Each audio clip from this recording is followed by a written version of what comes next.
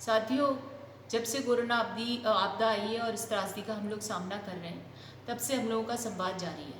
और मुझे बेहद खुशी है कि जब मैं अपने भावनाओं को व्यक्त करती हूँ तो आपकी तरफ से भी लगातार प्रतिक्रिया आती रहती है। पर मैं तो सिर्फ इतना कहना चाहती हूँ कि मैंने अपने आकलन को प्रस्तुत किया हमेशा आपके सामने। अब मैं चाहती हूँ कि आप भी इस चीज़ में प्रतिभागी बने और अपने सजेशंस दें कि ये 5 दिवसीय घोषणाओं से जनता को राहत मिली है क्या।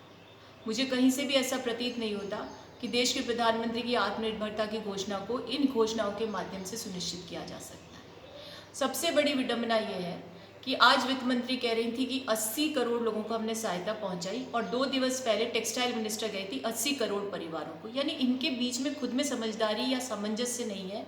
ये सिर्फ इस अवसर को जो कह रहे थे कि हमें जो चुनौती होती है उसे अवसर में परिवर्तित करना चाहिए, तो ऐसा प्रतीत होता है कि इस सबसे बड़ी सदी की आपदा को ये लोग ऐसे अवसर में परिवर्तित करना चाहते हैं जिससे इनका राजनीतिक भविष्य जो है उसको कुछ फ़ायदा मिल सके, राजनीतिक रोटियां सेक सकें।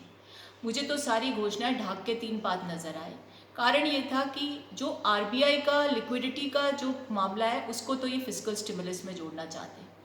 एक अर्थशास्त्र की ज्ञाता होने के नाते वित्त मंत्री को तो कम से कम ये पता होना चाहिए था, यदि उन्हें बाध्य भी किया गया हो कि इस तरह की उद्घोषणाएं करें, कि लिक्विडिटी जो होती है वो सप्लाई साइड के लिए होती है और जो पैसा या मॉनेटरी हेल्प होती है वो डिमांड साइड के लिए होती है। सप्लाई साइड जो है वो उसको अगर आप पैसा दे भी देंगे, लोन दे भी देंगे, कर्जदार बना भी देंगे, तो उसके प्रोडक्ट्स को खरीदने वाली शक्ति, क्रय शक्ति हम लोगों के पास कहाँ से आएगी।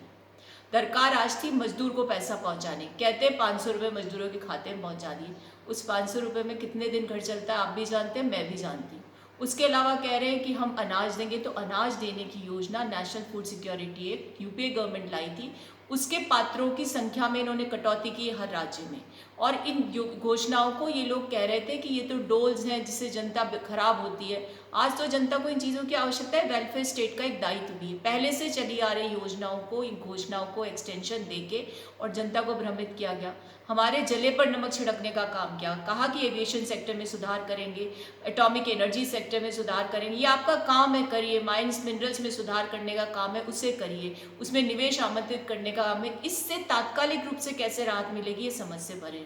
लॉन्ग टर्म मेजर्स की घोषणा करके यदि आप हमें भ्रमित करना चाहते हैं तो अब इनको भूल जाना चाहिए, क्योंकि इनके जो मंत्री है उनको खुद को समझ नहीं आ रहा। रेल मंत्री कह रहे हैं कि हमने सारी ट्रेन चला दी और राज्य जो है, भाजपा शासित राज्य जो है, उनमें तो अच्छे से ट्रेन की डिमांड हो रही है, गैर भाजपा शासित राज्यों में नहीं हो रही।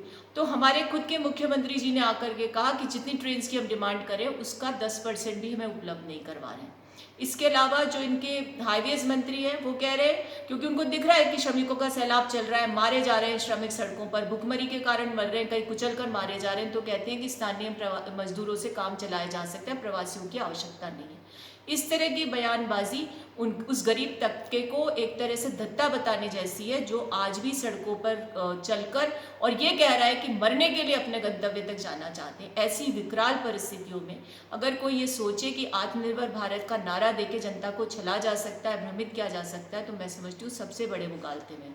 जो अपनी जनता को विश्वास ना दे सके, संबल ना दे सके, उसे ये ना समझा सके कि इस त्रासदी में हम आपके साथ खड़े, उसे सिर्फ भ्रमित करने के लिए योजनाओं का मायाजाल और आंकड़ों का मायाजाल प्रस्तुत कर सके। मुझे तो दुख है ये कहते हुए कि आंकड़ों का मायाजाल भी प्रस्तुत करने में पूरी तरह से विफल रहे।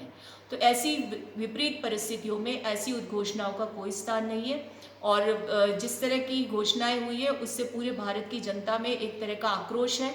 और जब किसी के ऊपर विपदा आती है, पीड़ा होती है, उस समय यदि उसकी सुध नहीं ली जाए और नॉर्मल टाइम्स में कुछ भी उसके लिए कहा जाए, तो मैं समझती हूँ उसको इससे कोई फ़र्क नहीं पड़ने वाला। ये एक्स्ट्रा ऑर्डिनरी टाइम्स है, एक्स्ट्रा ऑर्डिनरी एफर्ट्स चाहिए, अत्यधिक संवेदनशीलता चाहिए, जनता की भावना को समझकर उसके अनुसार काम करने की शक्ति चाहिए, ना कि अपने एयर कंडीशन ऑफिस में बैठ करके और प्रेस वार्ताओं या वेबिनार्स के माध्यम से जनता को भ्रमित करने का एक जो कवायद इन्होंने शुरू की है उस पर आज विराम लगाने की आवश्यकता है। मुझे पूरी उम्मीद है कि आप मेरे इस 5 दिवसीय घोषणाओं के समय जो मैंने मेरी भावनाएं व्यक्त की उस पर प्रतिक्रिया ज़रूर देंगे, ताकि हम सब जो लाखों लोग जुड़े हुए हैं वो एक दूसरे की भावनाओं के माध्यम से देश की भावनाओं की पूरी तरह से अभिव्यक्ति कर सकें।